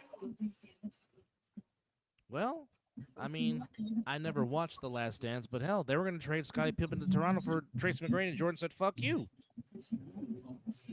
Very smart move by Jordan. Even though T-Mac would have been nice, but that's a smart move by Jordan. The chemistry was already there. He didn't need to learn chemistry again. Even though Jordan was mad at Pippen that he took forever to have his damn foot surgery, but get your shit together so we can win, god fucking damn it. So here's my question, and then this is for you, Mad Six, since you're the Laker fan. If Kobe doesn't have Shaq, does he have 3 rings? Or does he have the rings that he has with Shaq? If Kobe doesn't have Shaq, I think he still does. Think so? Yep. How many did he win without Shaq? 2. Of course he still does. Kobe's the greatest of all time. Come on, now. That's no question. Okay. There's no question. Okay. Kobe. I'm gonna hold on. I'm muting you first of all for that one. Second of all, you don't get to call a copycat the greatest of all time. You don't get to do that. Oh yeah, copycat. Hold on. He copied Jordan's game. What do you mean? No, he didn't, man. What do you mean? No. EJ. No. Kobe. EJ. What are you talking about? Kobe Hold on. Kobe being. I'm gonna tell you what Kobe meant. No. I'm gonna tell you what Kobe meant. No. God, EJ. Kobe Bean Bryant himself. You're not said, that young.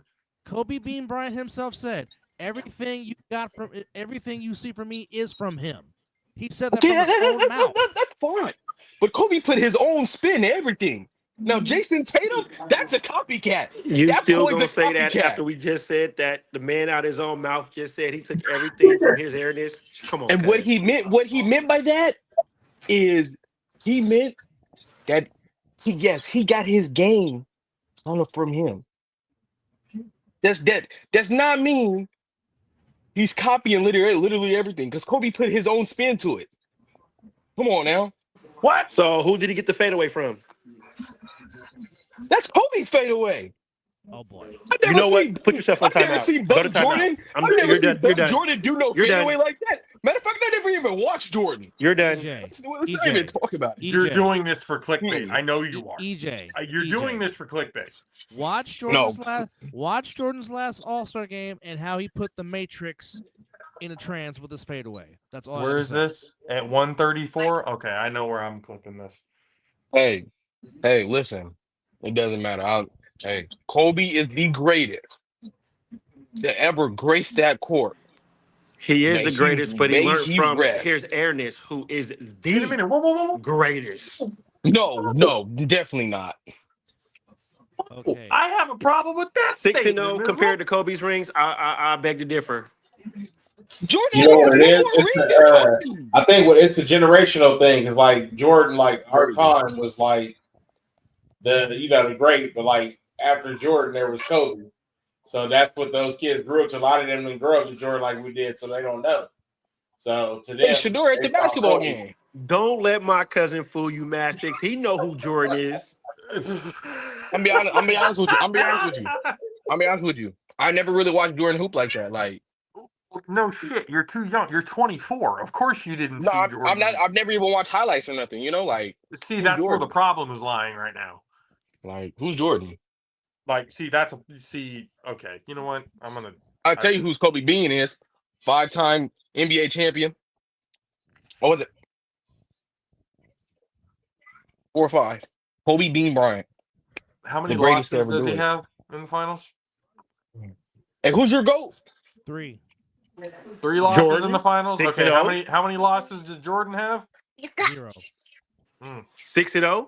How many rings? Yeah, I was about to say there's 6-0, one more than Kobe's, and he hasn't lost. I'll take that. Hey, may my GOAT Like rest. that's how much of a copycat he was. May my GOAT rest, man. Shout out to the greatest of all time, bro. It Greatest to got ever to the grace the point so court. bad. Why you think Kobe wore 24? Because he wanted to be up on Jordan. 1 over Jordan. Oh man. And he still did it better. The fact that you can say these statements Check with the a straight stats. face. Check the stats, cuz. Yeah, Kobe's good. The stats aren't But even check the close. stats. The Man, stats forget them aren't even stats, bro. close. Forget them stats, man. Kobe the greatest to ever do it. In your opinion, and you can have that opinion. No, But he 6-0 says a whole lot. I'm gonna get them facts. Hold on, I'm gonna get those No, facts. he Trust. can't. I'm gonna get them. All I'm I'ma gonna say get 'em. about Kobe is fuck the team he played for. That's it. Hey, Mastix, he's talking to you. Well, Mastix knows. He knows. Again, I respect Kobe Bean Bryant. Respect him for what he did for the game, but just fuck the team he played for. I love Magic. I love the captain. I love Byron Scott, but fuck that team that wears purple and gold. I'm sorry. That's just the Bay in me. Again, I can respect talent. Like I respect Aikman. I respect Irvin. I respect Emmett. I respect Bob Lilly and Ed Too Tall Jones, but damn it, fuck that star. But fuck the Cowboys. Yeah. God damn it. All right. You know what? I'm going to start sending you some history films, and I need you to study up. Oh boy, that's Because gonna be it. we can't have this. Whatever this is, we can't have this. What you mean? We having good. He's the greatest of all time. No. The fact that you're not, you said who to all the names that Doug just said. Okay. Oh, I bleed. he's trolling. I know he's trolling. I bleed Warriors blue and gold. Okay, but I'm not calling Wardell the GOAT. Now I will say Wardell is the greatest shooter God ever created, and don't at me. But You're not gonna call him the GOAT? No, I'm not. What about the greatest warrior of all time? The greatest warrior of all time? Yes, he has surpassed Chris Mullin and Rick Barry on that. Absolutely, yes, without question. Okay, without question. Oh yeah. And I love Rick Barry, and Chris Mullin is the reason why I became a Warriors fan. But Wardell has ascended as the greatest Golden State Warrior, certainly since they moved to the Bay Area in 61-62. Would you say Curry's has a better legacy than LeBron? Absolutely. Definitely. Yes. Oh, LeBron sexuals are going to be so mad at that. Hey. Here's the thing. LeBron sexuals are going to be so What was supposed to be LeBron's era, that light skin from Charlotte, North Carolina said, "Hold my beer." Yep. And I'm just going to... He did something that LeBron could never do. And win 4 rings with one team. And finish his career with the same team that he started with. That's something that LeBron could never say. But here's the thing. People want to give Curry flack because, well, he had Kevin Durant for 2 of them. I said, okay, that may be true, but Kevin Durant had to leave to go get his rings. Wardell did not. And then he just won one without him. Okay, so he's been to 3 finals without Kevin Durant. Has won 2 without Kevin Durant. Yeah. Y'all eat a dick on that one. He equaled it up. He's even. Fuck off. And beat the supposedly team that was supposed to win, the best team in the league, in the Boston Celtics. Correct. Yep. And he told the parquet floor to hold my beer. I'm going off for 47. No, he said go to sleep. That too. Well, he said go to sleep in game 6, but in game 4, he said, hold my beer. I'm going to get 47 of the buckets. Those are facts. So, yeah, I would probably agree. Steph Curry definitely has a better legacy because if we're really talking about it, Steph Curry changed the game. Oh, yes. The game is completely different. Yeah, everybody because of Steph Curry. Everybody wants to shoot threes now. I'm like, that's why people are saying this sport is boring to watch now because people are jacking up wide open threes instead of going to the rack getting the easy 2 points. But again, nobody's yelling LeBron. Ain't nobody saying that. No, who's buying LeBron Kobe. shoes? Who's buying LeBron shoes? Nobody. There's only one pair of LeBron. Hey, I got a couple pairs. Do you wear them often? Yeah, I wear them. I bought my son some LeBrons. 1 in a million. You're a fucking Laker fan. I'll give it to you. There's only one pair of LeBrons I wear, and those are his first ones. His first game against Sacramento. I actually like those. All right, well, y'all can now. Those are the only ones I would wear. Y'all can stop, shitting on my point. I appreciate that. No, I probably have about 5 pair of Curry shoes. Or 6. I got 6 pairs of Curry. About to give me some more. All right. Under Armour shoes are comfortable as hell. I got a couple pair of Currys. Them Currys is comfortable. They are comfortable as heck. I've had a pair of Currys before. Those are nice. Yeah, they are comfortable. Those were actually better than the pair of Jordans that I had one time before. But I be rocking the Mellows. Them is the ones that's real comfortable. Mellows are nice too. The designs on the Mellows are pretty nice. I'm not gonna lie. I got another pair coming Thursday. You know who also had a comfortable pair of tennis shoes too? Allen Iverson. Oh Lord, yes. Allen Iverson. See, we're talking about I don't think Allen Iverson gets. He doesn't. Enough credit for being he is one of the main reasons why the game has changed as well. Oh yes. He was a game changer in his own right during his time. The man played like he was 7 foot tall. It's like not many people can say that they crossed up Jordan. That nasty too. Like if you go back and look at that, ooh, Jordan. He gave him the heavy crossover too. The only thing that would have made that better is if Jordan would have fell.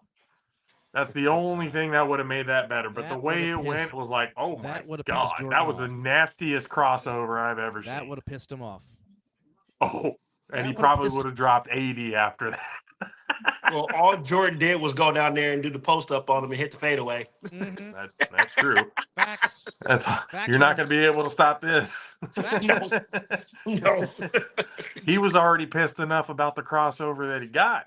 He was like, ball now. No, I'm not about to get crossed up. Hey, you can see Phil over there calling the play, and Jordan looking at him right. It's not happening, bro. Back his ass down the whole game. No. Phil, you want a crossover? I'll show you a crossover. I want the ball. Actually, you know what else? You want to know whose tennis shoes are also comfortable? Tracy McGrady's shoes are very comfortable. Yes. The T-Max were comfortable as my God. Y'all ever own a pair of Shaqs? Well, okay. Your Reebok Shaqs or Walmart Shaqs? The Walmart ones. What? The real ones. That's what I'm talking about. I ain't gonna lie. The Shaq Kamikazes were comfortable. They were. Shaq, I had 2 pairs of Shaq shoes. Shaq shoes were pretty nice. And then I do have the same pair of white Nike Air Force Ones that I've had since my junior year of high school. Damn. Who had the Scottie Pippins? I got a pair of Air. I have a pair of Air Up Tempos right now. The original Scottie Pippen. We're missing the shoe, fellas. The Payless sacks that look like Air Force One. The gloves were very comfortable as well too. And I was jealous of the glove. I was jealous of the glove pair that you had. I wanted those so freaking. I mean, I had about like 3 of them. I had the zip ups and the lace. Well, I had the zip ups, but I'm talking about the specific ones that you had. Those grand white ones. I'm like, damn it, I need those in my life. The Gary Nike Outlet, baby. Oh, they were comfortable. Oh my. Oh yeah. It's like you put them on. It's like you didn't want to take your shoes off. Like. Not that it was he's an athlete or anything like that, but 50 Cent, the G6s were very comfortable too. G units, yes. The G units were, them things were like slippers. I had those. Oh my. I'm gonna be honest with you. I didn't even know Gary Payton had a fucking shoe. Oh yeah. Like when you said the gloves, I was like, damn, he had a pair. JP, like, he had 2 versions, 2 or 3. Go to StockX and just type in the gloves, and you'll be like, what?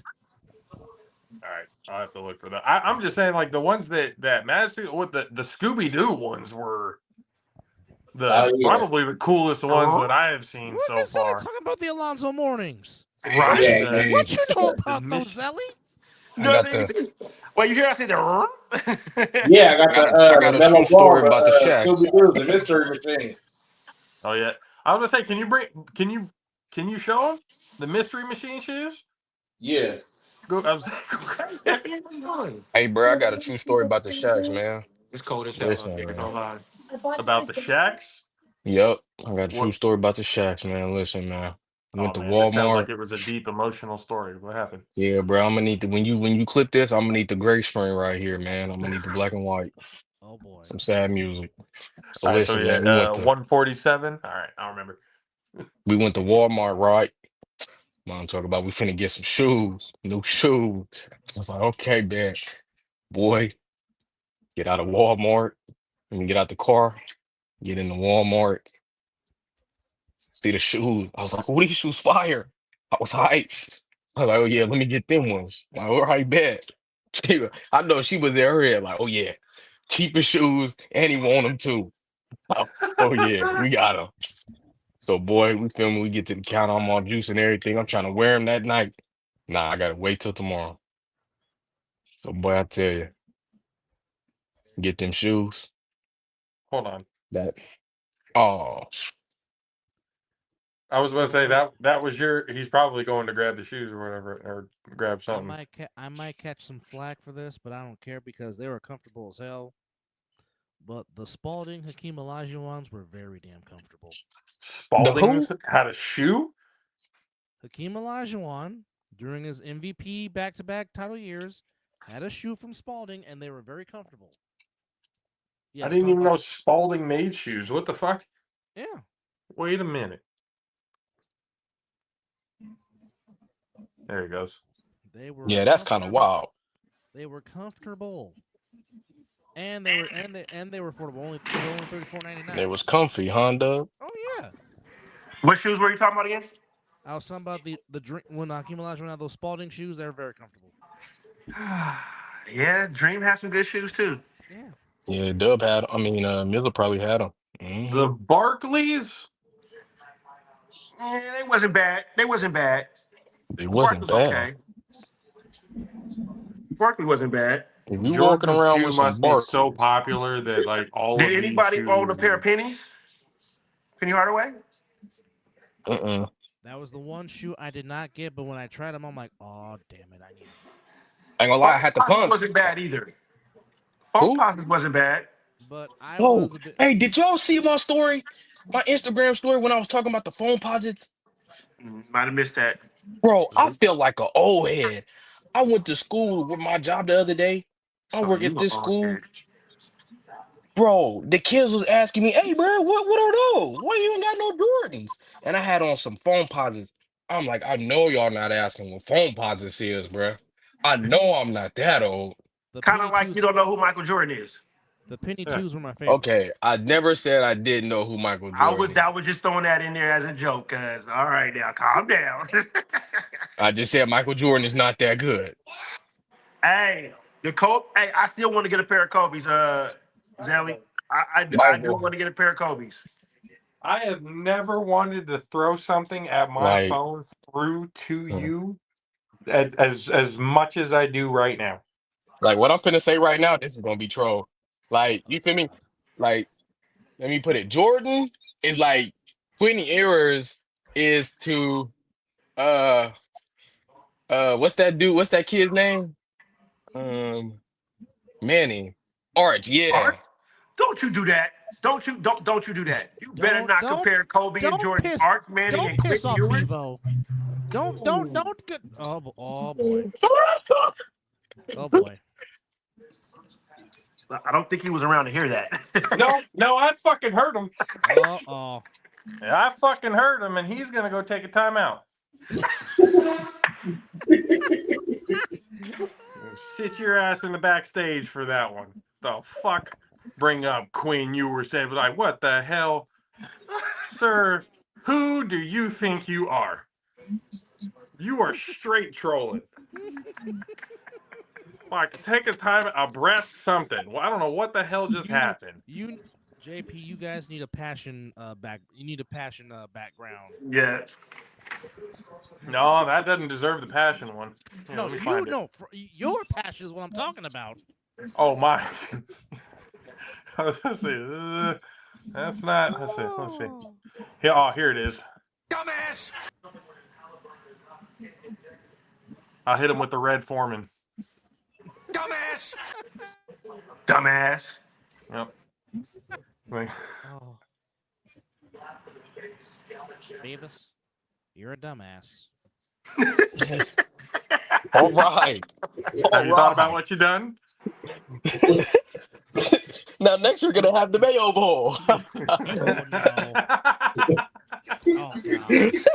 I will end the show before that comes back up. Bro, you really can't share your screen on the phone? I thought they let you do that. Bro, why would you think I'm lying to you when I told you that? What the heck, bro? That's whack. Man. I love the show. Every stage of beard growth. You're right. That's kind of true, actually. Yeah. Like Hold that. on. What does EJ really went every to the thing. He said, "Let me out." Look at him. He really went to the comment section. You literally could have put it in the private chat and said you did not have to go all the way. I had to. Oh my god! I gotta give the people what they want. Got to. Got to. Appreciate everybody watching once again on JAFFOs TV. We got Mizzle and Dub from the Mizzle and Dub Show. DJ Mad Sticks, the psychopath prodigy. EJ Wizzle and JP on this Tuesday night, just kind of talking everything. Originally, we were talking about the coaching carousel. Then we got into NBA talks, and then EJ got into blasphemy. And then we're just going all around different spots. I think the Kobe Sixes is what I want. The Kobe Sixes? Mm-hmm. They're not bad. No. Not bad. Well, I might have to look more into. Do you all know how? Oh, did we lose Mastix? He'll come back in for a quick. We know something happened. We know how good. Please. High top air. Well, I know who Rasheed Wallace is. Like Mason, the longtime Pistons announcer, used to say on the PA, is the whole world ready to see Mr. Rasheed Wallace? And not just that. Hey, Rasheed Wallace got so famous, E40 rapped about him. Yes. But not to mention one of the greatest basketball commercials of all time by Nike. All Rasheed Wallace did was just throw somebody out the damn way. That's all he really did. Threw people out the goddamn way. Basically. I will say this. Rasheed Wallace is the reason why the Pistons almost swept the Lakers in 2004 if it wasn't for Kobe in Game 2.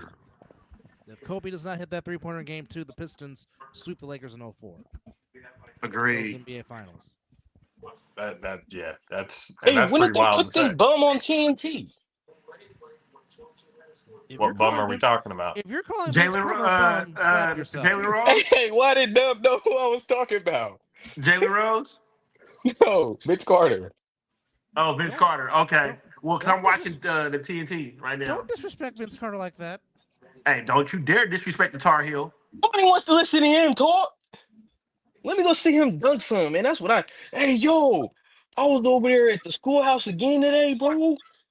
Kids didn't even know who Vince Carter was. I asked him, I was like, hey, yo, what team did Vince Carter play for? Dude's gonna say, the Magic? Boy. Oh, my gosh, I was ready to This is what lose you it. tell them. This is what you tell them.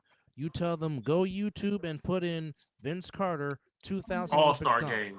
That's all you need to know. Or The the dunk 2000 contest? dunk contest, but more Dunk specifically, contests are the USA. or the USA Olympic dunk. When he jumped over the He told Literally the Frenchman. ridiculous. He told the Frenchman, "Suck on my chocolate salty balls." What? said, how do these feel on the back of Hey. your head? How does these nuts feel grazing your forehead right now as I Yes. fly by you and dunk this ball? As That's I'm jumping, What? as I'm jumping over you and about to dunk this ball right now.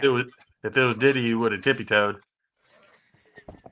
I mean, With the even baby Diddy, oil all even over Diddy the got court. jealous off that dunk. Now we're back to baby oil. Now National championship. Ohio State, Notre Dame. Should be a good one. Should be a good one. yes. I honestly don't see Ohio State losing. But Notre Dame's been playing some pretty good fucking football. Yep. Yep. Coach Freeman has built a pretty damn good program right over there. Yes, he has. So I feel like I don't think it's going to be as high scoring as some people think. No, I don't think so either.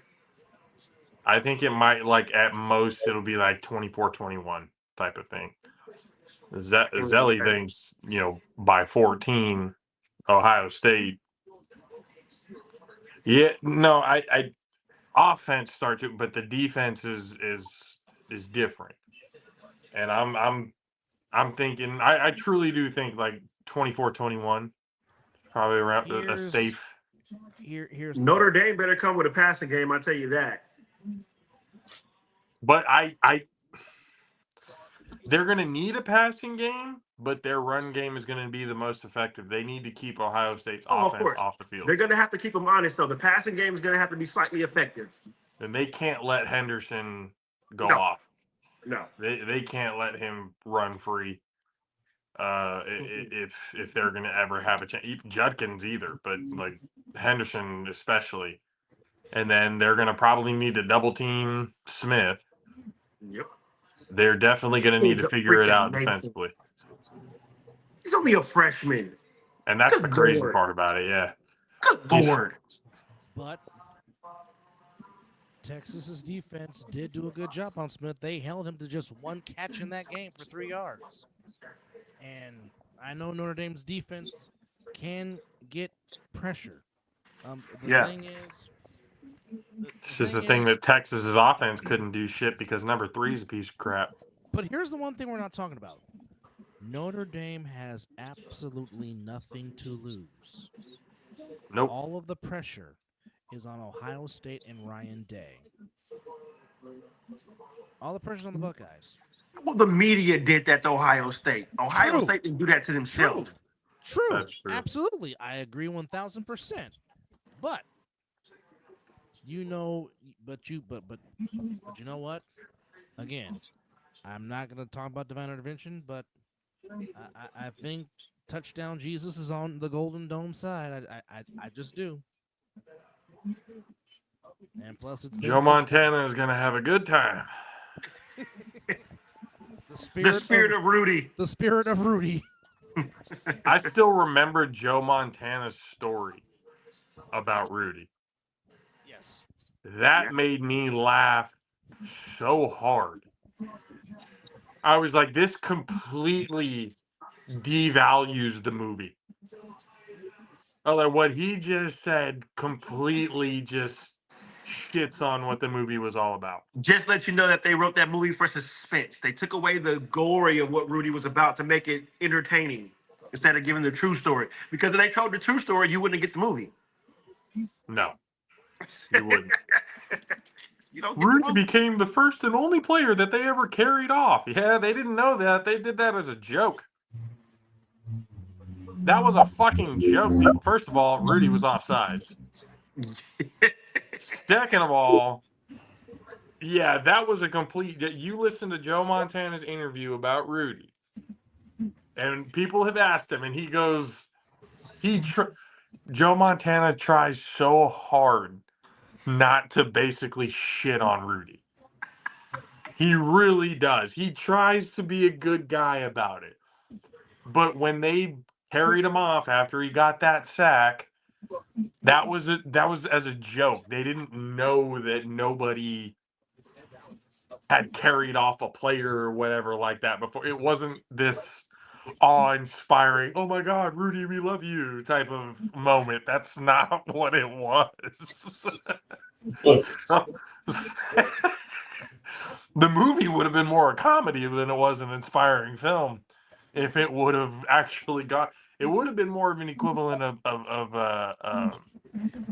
oh God, Animal House, if it would have been, you know, the real way. Toga. You know, so, but yeah, Rudy, bless his heart. That's all we got to really say about him. But I think if Notre Dame if the defense can step up, but the offense can keep Notre Dame's offense off the field by having an effective run game, that's their best chance to win.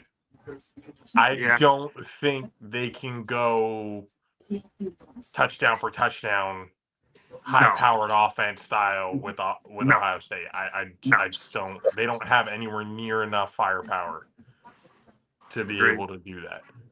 So they need to settle it down. Effective run game, great defensive play. Basically, do what got you there, and they should be okay. Because, I mean, after that outing against Texas, they showed a lot of vulnerabilities that I know Coach Raymond is smart enough to be able to point out and go, we can exploit this. Yeah, we can fix that. We can fix that. We can definitely make sure that they don't recover from that. Correct. Because Texas's defense, what it basically proved is if you have a good defense, you're going to be able to shut Ohio State down. It's just a matter of your offense being able to capitalize on the opportunities.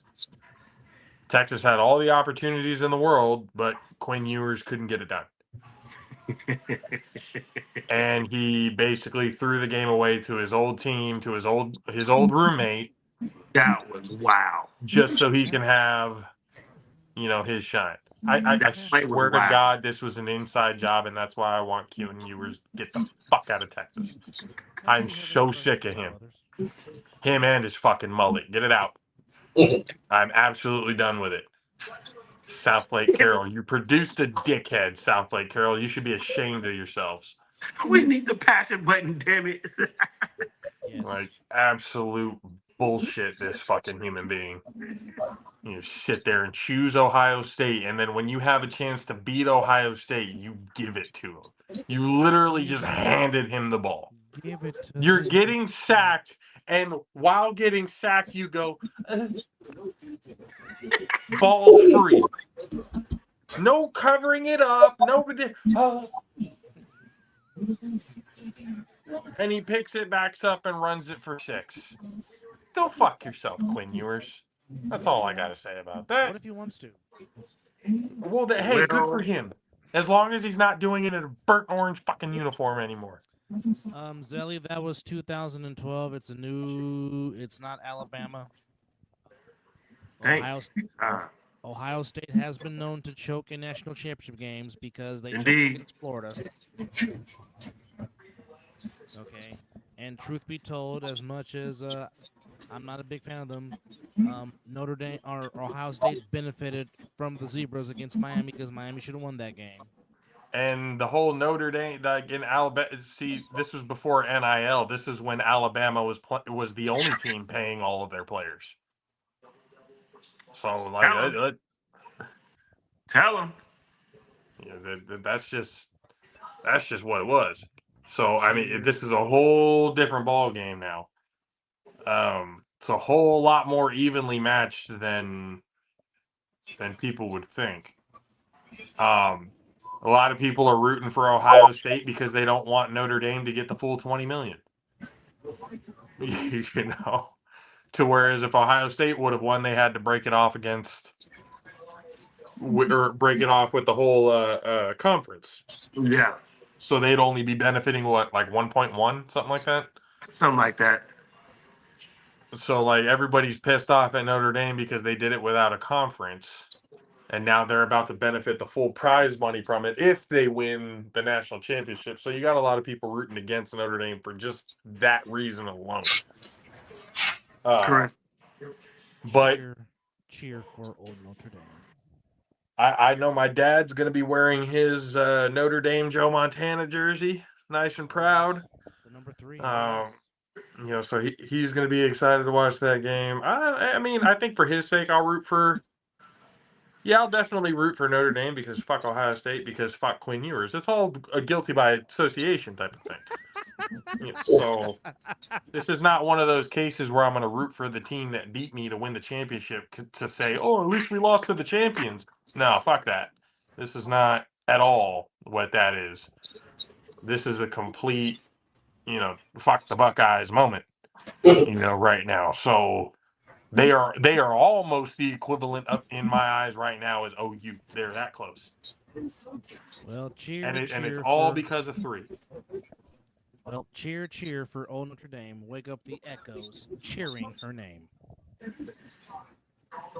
And I saw a meme the other day. It was basically a video of the entire all the Catholic army back in the medieval times. It said this is how Notre Dame fans are gonna roll into the national championship.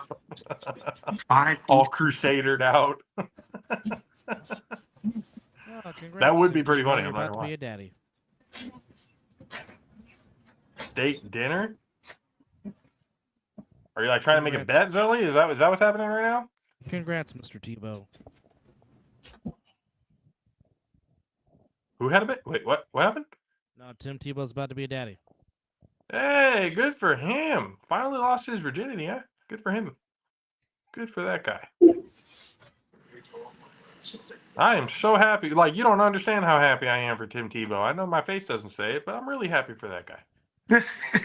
I really am happy for him. And also, happy heavenly birthday to the late great Mr. Carl Weathers. Yes. Definitely miss you, Mr. Apollo Creed. I gotta go watch Rocky now. Just for that. We won't get him in Happy Gilmore too.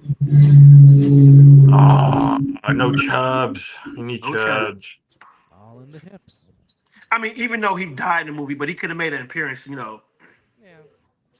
I'm sure they'll have a flashback scene. I'm sure.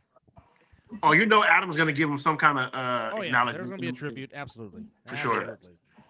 It might even be at the end of the credits and stuff for Carl or type 100%. 100%. They'll do something for him, but Carl Weathers for sure. Because I want him to be, if there was a possible Expendables 5, damn it, Sly, put Carl in Expendables 5 and let him blow some shit up. That would have been. I mean, we're talking people who could have definitely improved the Expendables. And you also would have had a reunion with him and Arnold Schwarzenegger from Predator. Dylan, yep. You son of a Dylan, bitch. Son of a bitch.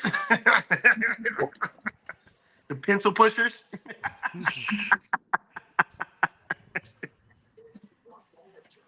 Oh, God bless you, Carl Weathers. You've given a lot of people a lot of memories. Now, earlier you guys were talking about the whole Deion Sanders thing, but let me just put this on you real quick. Even that their own Hall of Fame quarterback, Troy Aikman, said that the ownership doesn't empower the Cowboys head coach, and he said that's been missing since Jimmy Johnson walked out the door. And he also said that the Cowboys coaching job isn't coveted like it was. Yep. and that's your Hall of Fame quarterback saying that. Yep. You But drafted. I also like what Trey Aikman said too. He said, "Do you think Dan Campbell can be Dan Campbell in Detroit? I mean, in Dallas? Hell no. What he's doing in Detroit? No, Hell no. no. Jerry Which, just won't let it again, happen. He won't get out of his own way. Again, Exactly. if Dion was to indeed be that coach, Jerry Jones EO couldn't stand the fact that more attention will be on Dion than him. Yeah. And that's Wouldn't the be one able thing to I happen. think. And that's the one thing I think people are not talking about. That Prime would get more attention than Jerry, and that would make Jerry soil his depends. That's a no for Jerry. That's a no. Ladies and gentlemen, on this Tuesday night, we appreciate you guys once again for hanging out with us. Once again, Mizzle and Dub coming in and gracing the show, giving some good content. Once again, come hang out with us. Let's all pray for EJ. Jesus Christ, for everything. Like, God damn it. But tomorrow on Jaffos TV, Prologue 2 of the Sable Knights D&D campaign. So you'll be able to check that out 7 p.m. tomorrow, and then come back for the All-Pro JAFFOs on Friday, and then Saturday, another episode of the Ring Psychology Podcast. So be on the lookout for that. Once again, subscribe to Jaffos TV, and anywhere else you can get your social media, the All-Pro JAFFOs, Jaffos TV, just look it all up. We're all there, all over the place. Appreciate you guys for hanging out with us. For myself, JP, for DJ Matt 6, The Prodigy, Mizzle and Dub, we will see you guys next time. Yeet.